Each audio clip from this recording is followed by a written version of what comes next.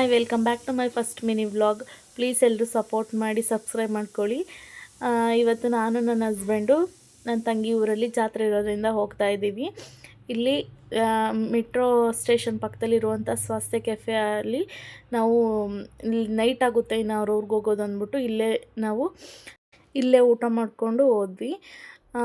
ನಮ್ಮ ಮನೆಯವರು ಆಲ್ವೇಸ್ ಇಡ್ಲಿ ವಡೆ ಸಾಂಬಾರು ತೊಗೊಳ್ತಾರೆ. ನಾನು ಯಾವಾಗಲೂ ಕೂಡ ದೋಸೆನೇ ತೊಗೊಳ್ತೀನಿ. ಈ ಸಲ ಓಪನ್ ಬಟರ್ ಬೆಣ್ಣೆ ದೋಸೆ ತೊಗೊಂಡಿದ್ದೆ. ಇಲ್ಲೇ ಮೆಜೆಸ್ಟಿಕ್ ಮೆಟ್ರೋ ಸ್ಟೇಷನ್ ಅದು ಪಕ್ಕದಲ್ಲೇ ಇರೋದು.